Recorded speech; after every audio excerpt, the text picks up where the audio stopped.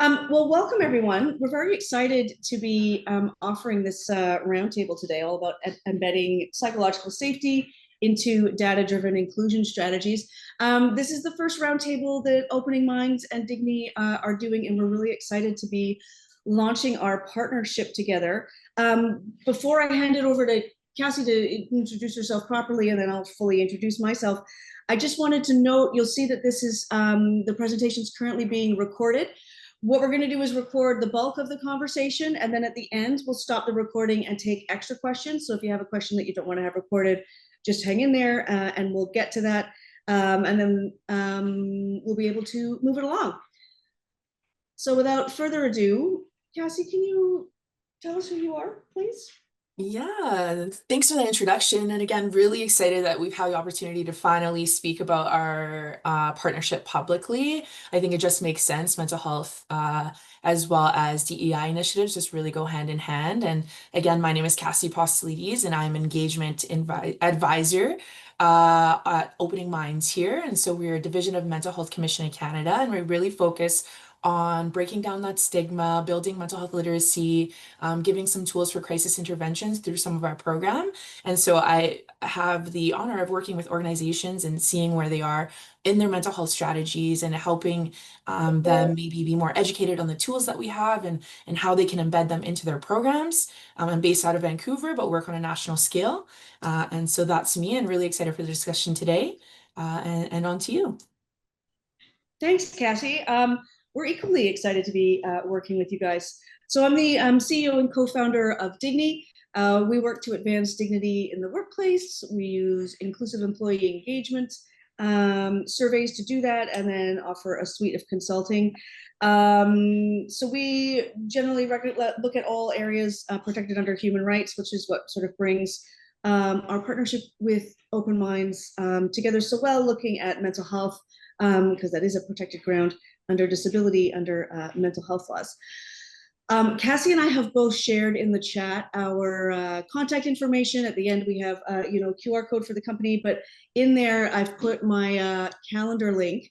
If anybody wants to book a follow-up call, I'm happy to do a 30-minute consult call for free with anybody that wants to discuss any part of this or anything generally around DEI. And certainly we can chat about different education and training options. Sounds good. So let's get into it. How do we assess psychological safety in an inclusive and meaningful way? One of the first things that we want to do is reflect on all the different areas that we need to be aware of. We often talk about looking at psychological safety or looking at inclusion and that our sense of belonging as like an attractive add-on, like it's sort of a nice to have kind of thing. But it's actually a core part of our occupational health and safety obligations and our requirements under human rights law in Canada. So to be able to assess your psychological health and safety, one of the things that you want to be able to do is to understand that there's a lot of different things at play when we talk about our psychological health and safety. And sometimes we silo different areas, and we need to be really mindful not to do that. So I think it's really important to understand intersectionality, right? This is a term that was coined by Kimberly Crenshaw. It's been used in a number of different ways. But I think it's really important to understand that there's a lot of different things at play. We have our identity factors, we have our workplace experience, and we have different systems of power. And intersectionality helps us to understand how those overlapping identities and different power systems or barriers can affect our experience of inclusion, discrimination, and psychological safety. So you really want to make sure that you recognize that we're not just talking about sort of one thing at one time. We need to have a bit of a macro focus. One of the ways that we do that is through a lot of education and training, and I know that at Opening Minds, you guys do that a lot. Cassie, do you want to talk a little bit about the kind of education that you guys can offer to help us understand what we're talking about? Yeah, and to just kind of build off of what you're saying there too, like psychological health and safety is really about creating a work place where people feel safe to show up as themselves and speak up, without fear and know their well-being matters. And it really begins with understanding where you are and your current state and everyday experiences that shape your culture. So when we start measuring those everyday actions and behaviors, we begin to see how our culture truly supports well-being and performance. So by focusing on the presence of safety rather than the absence of harm, we stay proactive instead of reactive.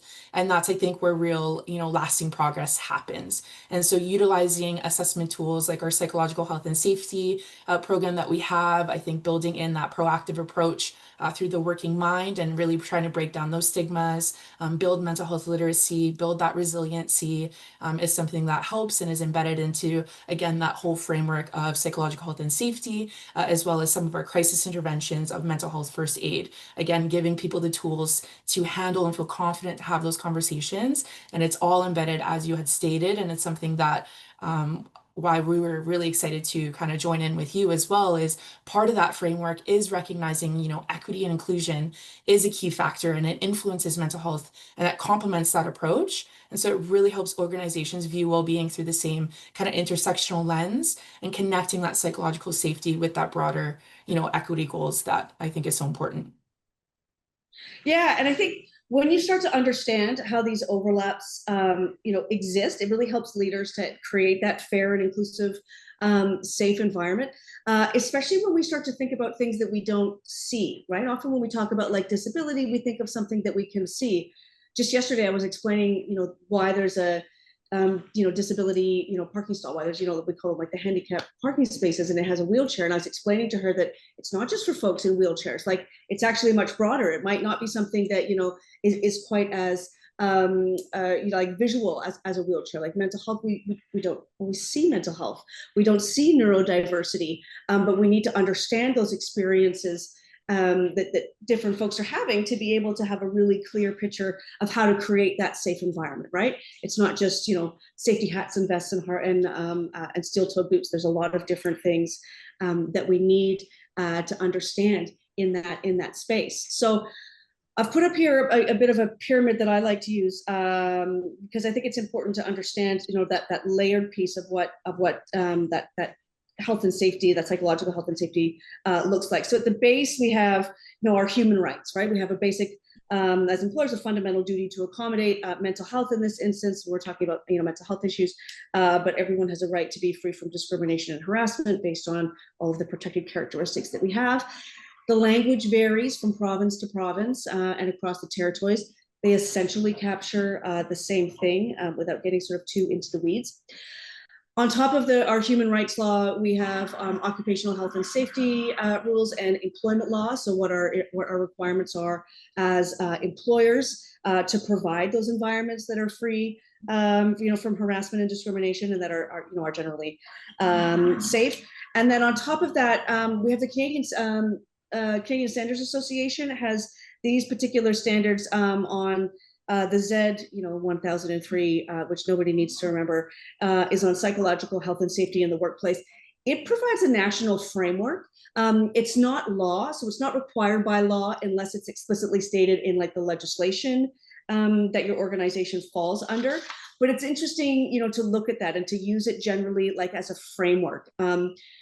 It might be helpful to think of it as like a voluntary national standard to help you to manage psychological health and safety in the workplace. But what it does is it aligns with the legal obligations that we have under occupational health and safety, under employment law, and under human rights law. So adopting those kind of puts together due diligence and risk mitigation for employers. It can be a really useful piece to have all together there.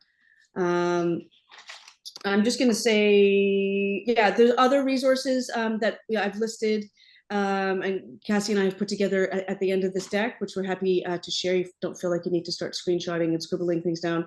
We'll share all of those with you so that you can reference them later on. But they are really useful resources to know where it is that you can find all of that information.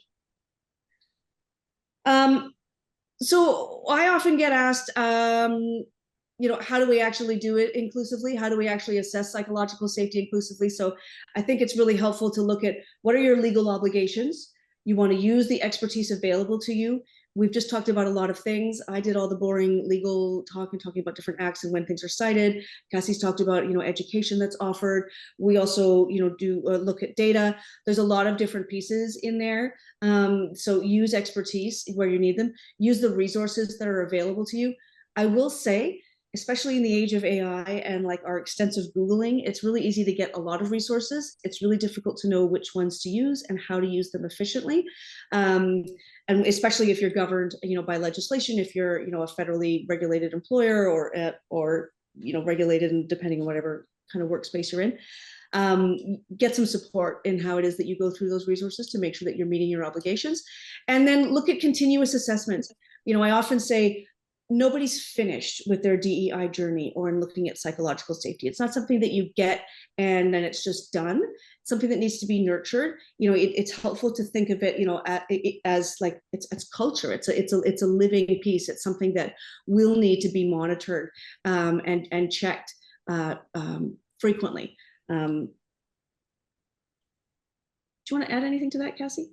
Yeah, well, I love what you said there. I think, again, mental health is a journey. And I think, understanding where your baseline is and meeting people where they're at is so important.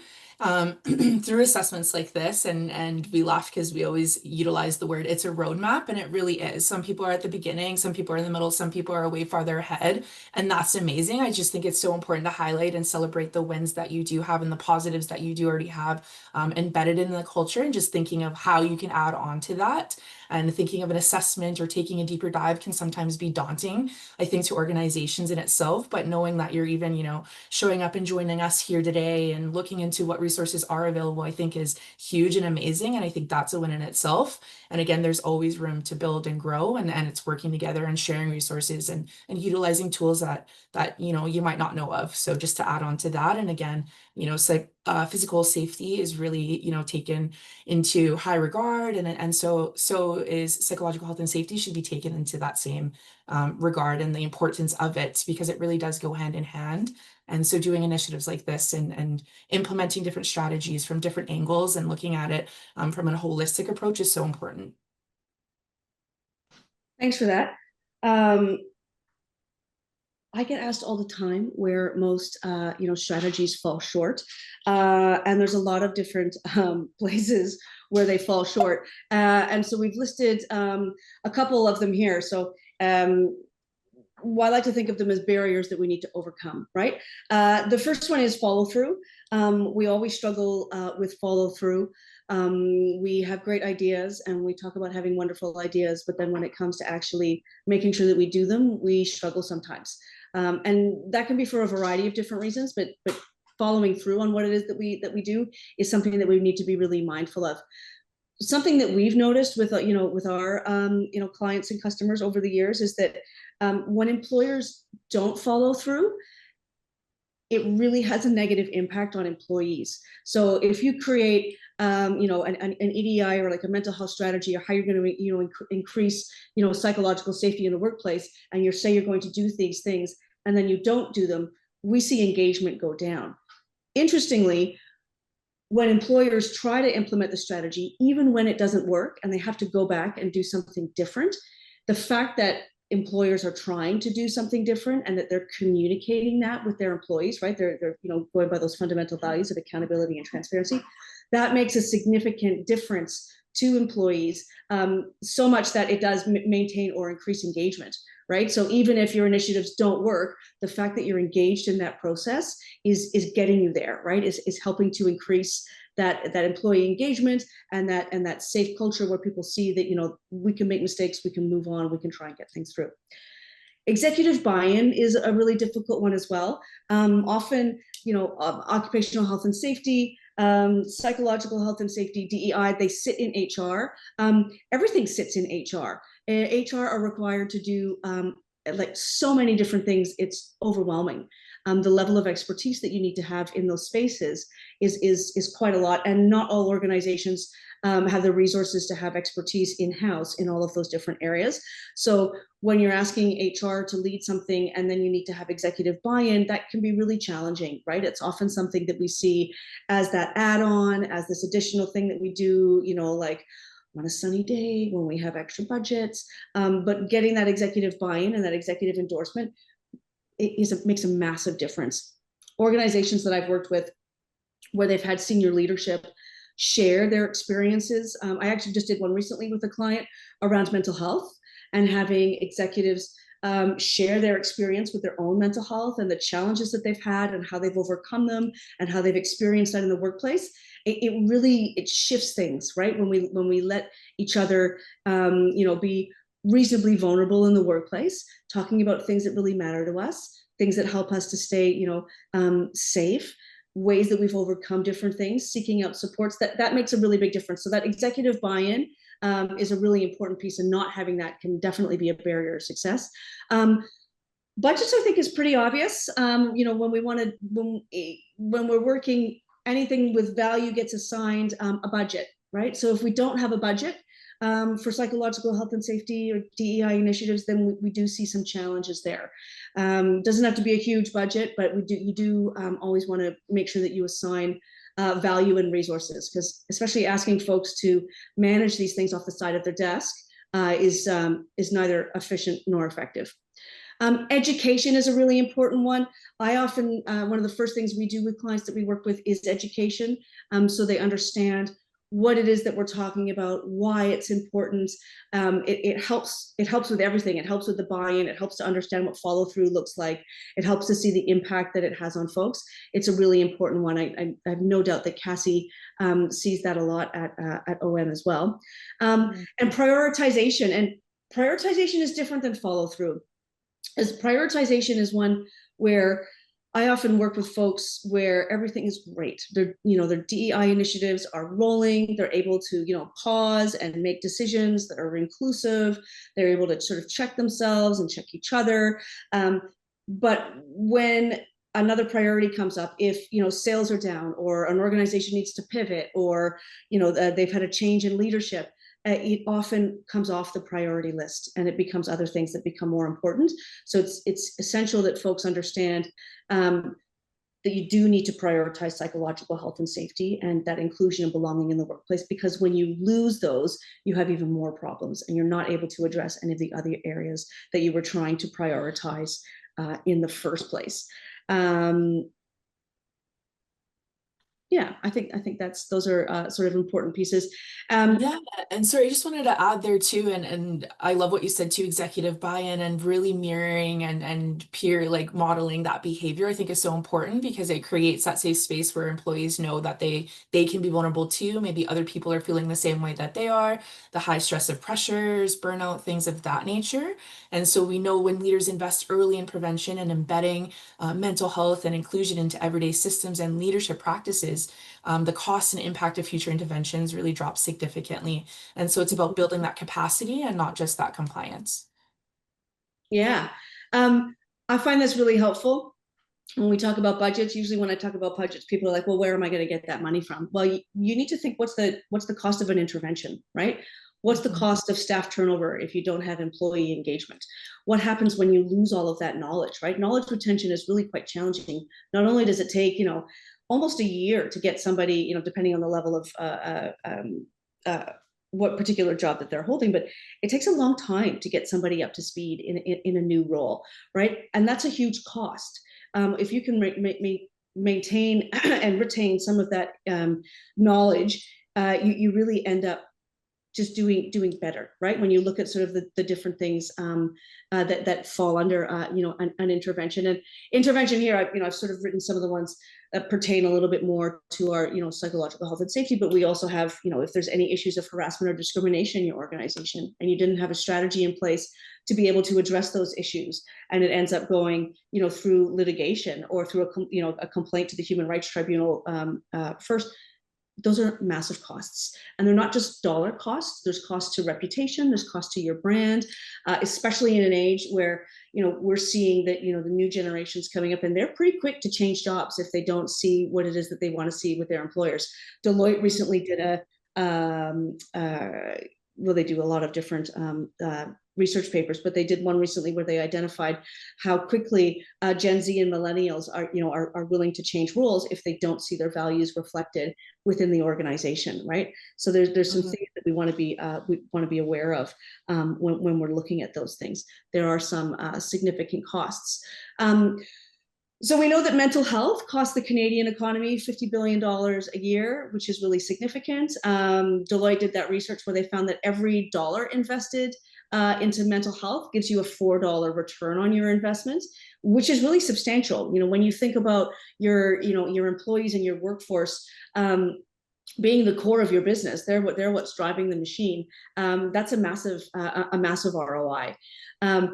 We know that inclusive workplaces reduce turnover, by up to 20%, and we know that inclusive workplaces, they just do better. They have better results. They're more agile. They're more innovative.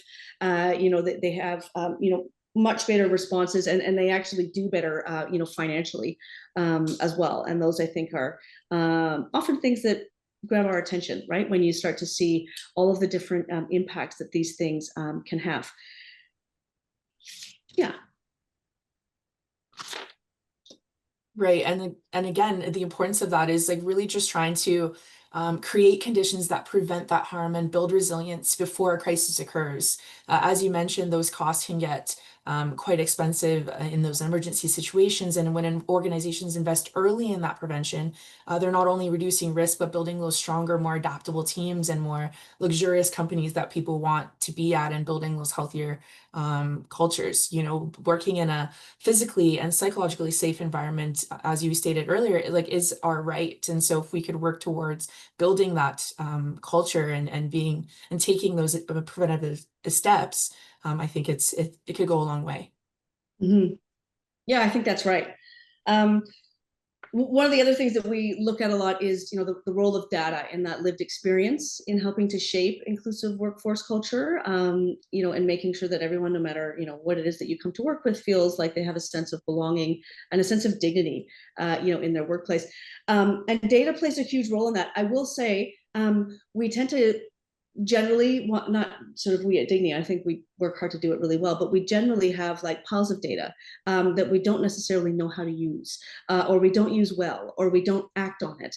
And then we have a lot of challenges there. So there's a lot of things that we need to make sure that we do, with data around collecting the right data, doing it in the right way, making sure that we're accountable and transparent with it. There's a lot of different things that we need to do that. If we can sort of park the how to get the good data conversation, but talk about how, the data that we collect, it has to be able to move, beyond numbers. So if you do 70% satisfaction in a general survey, right? You survey all of your employees, 70%, are generally satisfied with the workplace. That doesn't mean very much if the marginalized employees are overrepresented in that 30%. Right. And that's often what we see, happening is you might have the majority of your workforce, saying they're satisfied, but, who is in that 30%? And when we survey folks, we cross-reference and look at the intersectional data points between like what your level of engagement is and what your, different metrics of diversity are. So, we often see, well, sometimes we see like 80% of our workforce is like really highly engaged, and that's terrific. But when we look at the 20% that's not that engaged, it's mostly made up of women or folks that identify disability or that identify as being racialized or Indigenous. That's really alarming, because 20% of your workforce not being engaged, and it being, that particular group of folks identifies a variety of other issues that you need to be able to understand. So you have to be able to ask the right questions, analyze the data, and then act on those results, while still having like your best practices and survey methodology, understanding what recommendations are going to move that further along, and then making sure that you do that follow through. And it really is a piece where that accountability and transparency is really important. At DIGNII, we're asking people really personal questions. We're asking them things that, people don't see, especially when we talk about like, mental health. That might be something that they're able, to hide from folks, or they may want to hide from folks, for fear of discrimination, or judgment. So we really need to be accountable and transparent when we look at, what role data is playing. We need to let people know what we're asking, why we're asking those questions, what they can expect on the other side, as well as what privacy and security and sort of, those pieces all look like. We need to be really mindful of that, and sort of using research and data, is a really helpful thing. And I know that you guys do that as well in a lot of your development stuff, Cassie. Yeah, and just to build off what you said as well, like sharing your progress, even if it's imperfect, really builds your credibility too. Employees, don't necessarily expect perfection, but they do expect, honesty and visible effort. And that goes to that accountability piece. You've Mhm. identified those pieces, what are we doing? And that includes for employees too, of being open and honest about the feedback that they're having to give in order to work towards that solution-based kind of focus. And as you mentioned here at Opening Minds, all of our programs, and we're again Division of Mental Health Commission, are evidence-based. And so through the Commission's research, more than over 1 million people have participated in our programs across about 1,600 different organizations. So it's creating one of the largest kind of data sets on workplace mental health literacy and stigma reductions in Canada. So again, what do we do with that data? And it's utilizing that for our different programs. So the insights that we've gained from that research directly, informed our mental health continuum tool used in the Working Mind, or help shape, the evidence base for psychological health and safety integration. So like you said, sometimes when you have so much data, it's like, what do you do with that? And it's putting it into practice and putting it into work. And then again, doing those pulse checks in that 30, 60, 90 days. Are these strategies working? And if they're not, how can we tweak them and kind of tailor it to that, better approach and that ultimate safer environment that we're working towards? Yeah, that's great. And, making sure that you continue doing this, right? Because when we launch these kind of initiatives and people get on board with it, employees get really Totally. excited, right? There's a lot of enthusiasm. They're like, oh, I can see a change, or this is something that's different. And I'm like pumped about it at work. We Yeah. need to build on that momentum, right? That momentum is what you're trying to harness, and then use that to increase a safe and psychologically healthy workplace. So there's still work that needs to be done in that piece. I like to think of, there's a sort of a data to action piece, and then there's the accountability and transparency. And this, I can never say accountability and transparency enough, that you really need to be able to make sure that you act and report on your findings.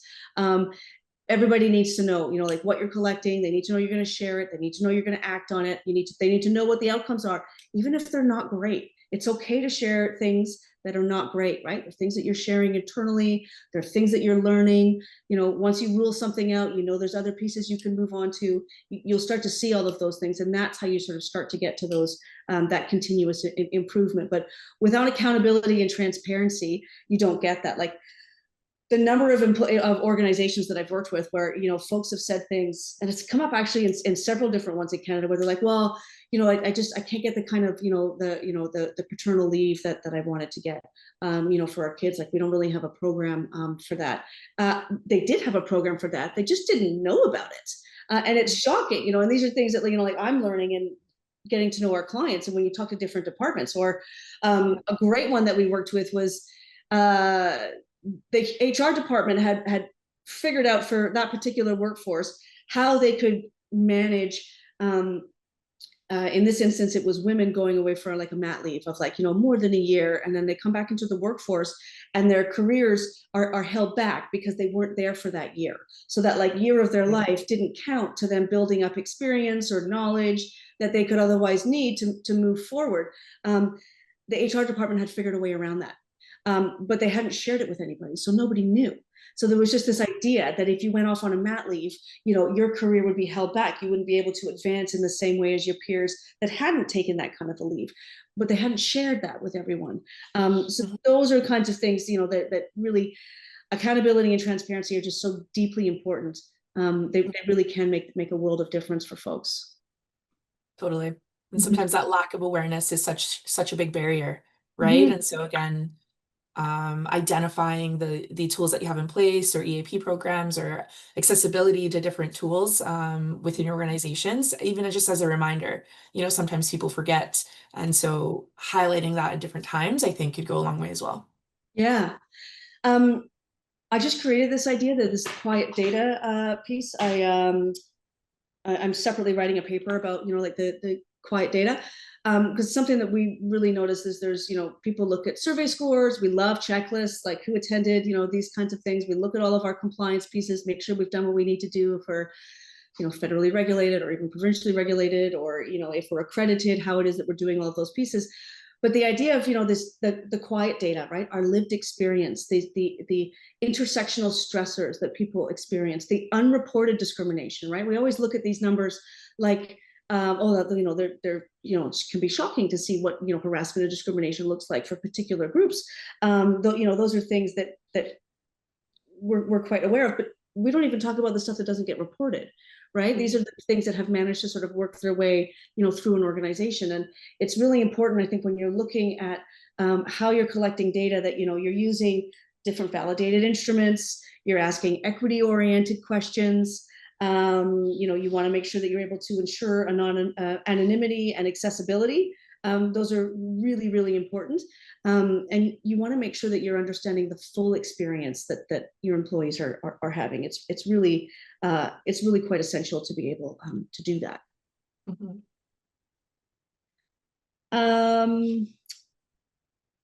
Let's talk a little bit about how we embed mental health into DEI frameworks to drive retention, trust, and belonging. I think that the thing that I really see that stands out, and I use the term good governance, knowing that the term governance is really broad, and we could talk about that for hours, but I will spare you all of that. But what we really need to see is a really consistent application in these frameworks, right? A framework shouldn't just sit on its own. It's something that should be incorporated into all facets of the business.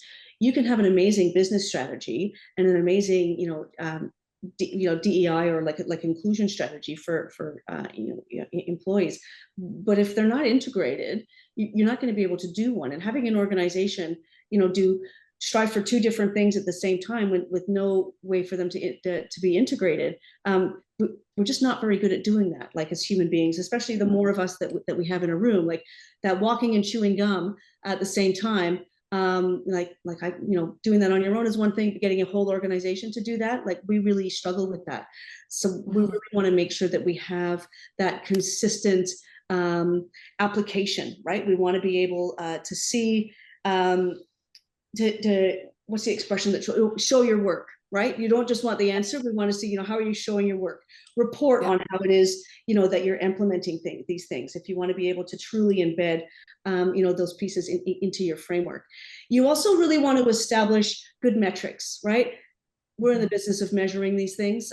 You want to be able to measure this so that you can see where you are at different points in time, what your organization looks like, who works for you, what their experience is. Who doesn't work for you is a really good question to ask as well, right? If you look around and there's, a whole segments of the population that you're not representing, we encourage our clients, to look at benchmarking, right? We benchmark against workforce availability numbers across Canada.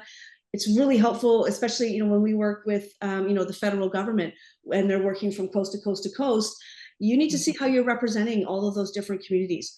Urban and rural in Canada is very different across our country, right? You leave, that first couple hundred kilometers underneath, above the 49th parallel, and our communities get much more different. And we need to be able to understand that, and we need to be able to see how we're measuring that, and what we're striving for to be able to achieve, a good representation. And that applies in the private sector as well.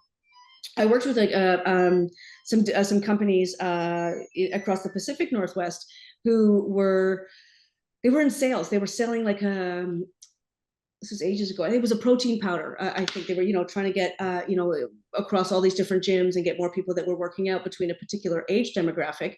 And they decided that they really saw a need to expand into the LGBTQ community. They could see in certain segments of the population there were gyms that were more populated by these groups, but we weren't landing any sales. They weren't getting what it is, branching out into that market the way they wanted to. And we sat down and sort of looked at who was around the table, and they were all all cisgendered, young men that had started this company and were working in it, but they didn't have any insight from sort of any other group. So they needed to, look at their sales strategy and what their business goals were to expand into these communities. They'd done a feasibility study. They knew that those were markets that they needed to enter to be able to expand their business, but they didn't have, a strategy to reflect any of that in their workforce. And that's not just hiring like, a couple of token folks that, are gay and or LGBT queer in some, shape or form, but they need to be able to also feel included in that workplace, right? So you need to look at something overall. So you have to have those strategies line up, right, to be able to do really well. Well, yeah, exactly. And like that's exactly it. And to emphasize that statement, it's getting really clear on what the actual problem is. So by using the data to understand what's driving it, taking focused action, and then again, checking back to see what's really working. But like you said, identifying what's the problem, doing an action plan there, and then utilizing different tools that can help you feel more confident in your day-to-day discussions and feeling safer in that environment. And again, that real change happens when that learning shows up, like you said, in your daily work. So showing your work. And when, leaders check in differently, when teams talk more openly, or when, psychological health and safety just becomes part of how that organization operates. But again, it's getting that baseline of where you're at and identifying those barriers. Yeah. Yeah. I'm hoping that it's quite obvious to this group, but I'm going to say it nonetheless. Like, mental health and DEI are not separate issues, right? They reinforce one another. Inclusive workplaces, they protect your mental health, right? That psychologically safe workplaces, they really allow DEI progress, right? When we look at what inclusion looks like, that sense of belonging, when we have psychological health and safety in a workplace, we increase inclusion, right? It's this beautiful sort of runoff that we have. So it's really important that we understand that frameworks can fail when they only exist as a policy document. They have to be things that we are doing, right? And that integration really requires embedding these strategies, like has to be embedded into your onboarding. It has to be embedded into your leadership training, into performance management, into your strategic planning, right? And that's where that good governance piece comes in, is that consistent application across different departments and levels, where we understand that it is something that has to go through the organization. It's not, this sort of one-off calendar pop-up that reminds us that there's something that we need to do, right? Yeah, and the overlap that we have between those mental health and psychological health and safety and DEI is, that's where we start to see that retention and trust and innovation and all the other effects of having an inclusive environment, right? Like everything else that we have in the business case for DEI that helps us. That's where we see that overlap, and that's how we see the frameworks really start to succeed, and sort of they come off the paper, right? And they become something that we're living and something that we're doing really well. Yeah, you need to have it in all of these different areas. Onboarding is one where we often just have people sign off on like a DEI policy or on the anti harassment and discrimination policy. I've done so many psychological health and safety trainings recently, and clients always share with me like the policies that they have, and they say, what's in the, it's in the manual. When everyone's onboarded, they have to read it, they have to sign off on it.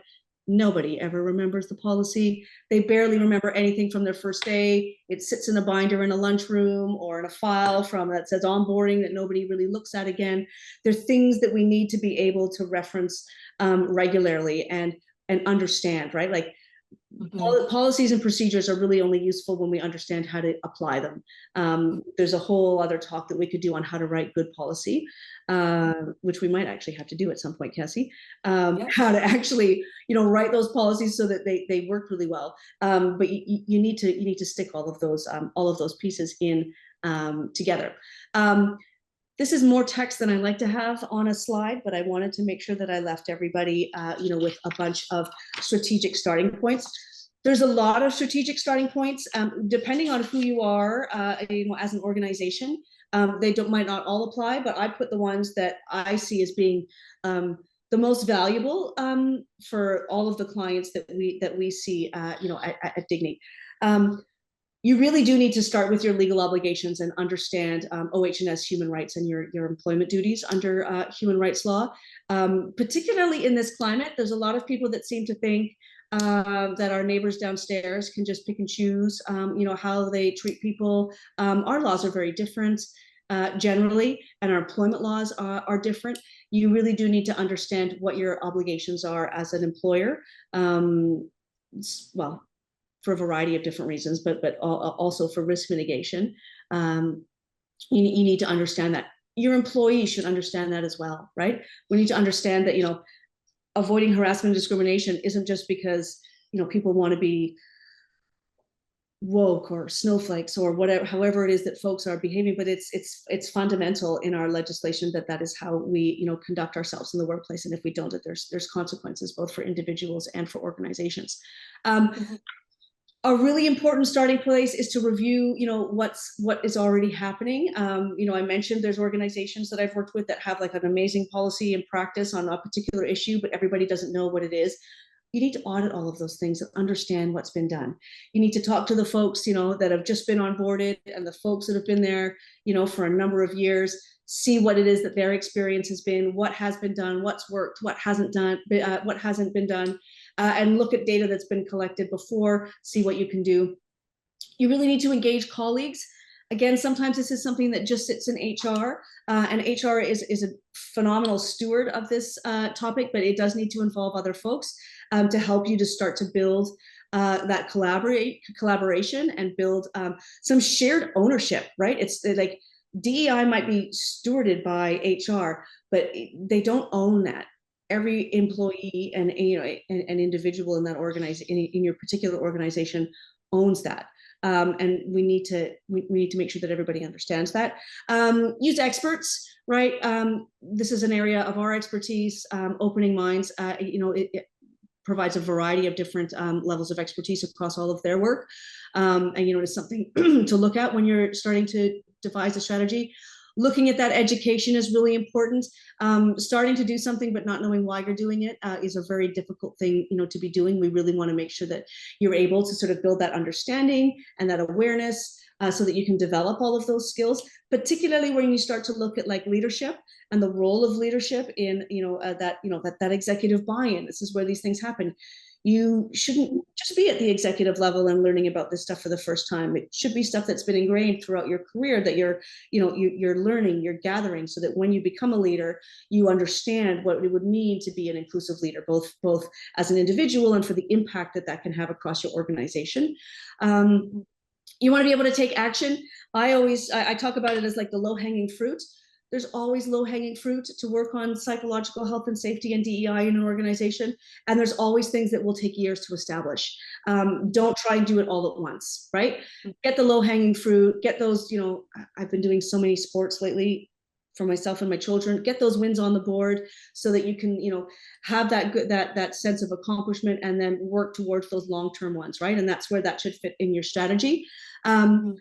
Building a really good strategy, making sure that there's leadership buy-in, that it's embedded into your organization, that it's in things that you do every day, not just in things that you do, once a quarter if you offer training or something like that.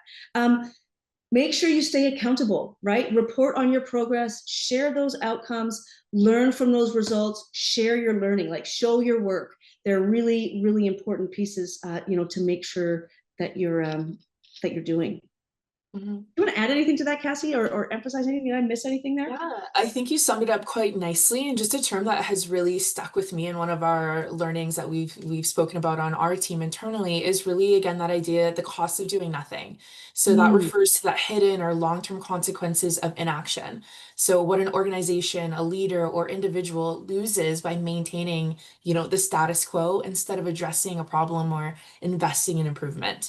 And again, sometimes it can be daunting, but really in the grand scheme of things and holistically approach, I think in the long term, it's it's honestly needed, and it's something that needs to be more focused on. But like you said, let's celebrate the little wins too, like Yeah. joining or trying to get more educated and learning about mental health literacy and breaking down that stigma internally. Like Mhm. that's huge, and that's a step forward, Mhm. and that's a step in the right direction. And again, measuring and getting that data to know how you can Mhm. grow and expand, and again, Mhm. celebrating what you're doing well and just building off of that too. I think again continues to build your momentum and your confidence in doing that. And again, Yeah. that accountability piece, it's everyone's responsibility if they want to be in a safer and be more culturally, psychologically healthy, safe environment. Yeah. It's how do I show up in my day to day, in the conversations that I have, in the safe language that I utilize as well. It's kind of everyone, and again, getting those tools but putting them into action, right? Or Mhm. getting the strategies and making sure that we're implementing them, and not forgetting the policies that we discussed in the beginning, like you said, in your onboarding in HR. It's making sure it's embedded in the day to day to Yeah. create, again, that overall long-term success. I love that, the cost of doing nothing. Mm, It is intense, and really, you know, I often come up, against leaders who are like, I don't know how we're going to do this. Like, there's so much work for us to do. We're so early in our journey. Like, it's okay to tell your totally. organization we're early in our journey, right? Like, Yeah. they know.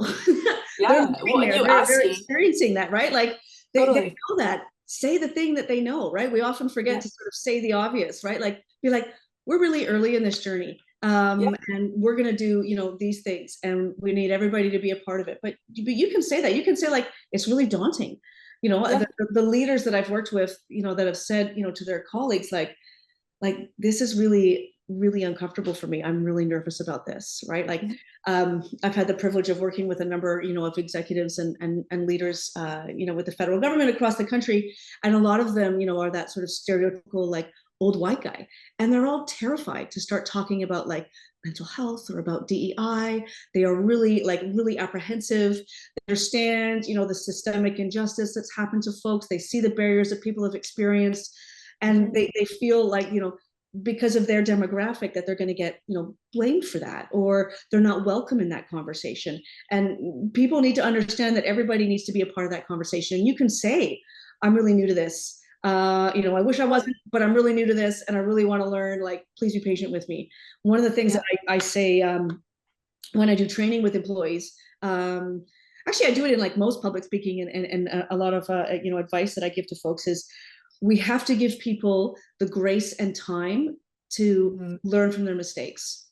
Totally. Rarely do we say something and immediately realize it was the wrong thing to say and do an about face and apologize. Like, we just don't, right? Hmm. We need to give people the grace and time to make mistakes and learn from them.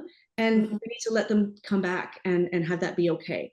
Right. And Yeah. so, I actually realized I've been doing this, and this has been really counter to this. It's not creating, like, a safe place for you. It is, whatever it is, and I want to learn from that. We have to give people the grace and time to change, or else people won't. And if they don't know that it's a safe place to be able to do that, they won't change, and that would be truly, a shame. Hmm. That was a lot of our voices. I'm just before we wrap up our chat bit. I just want to find the chat and put in the chat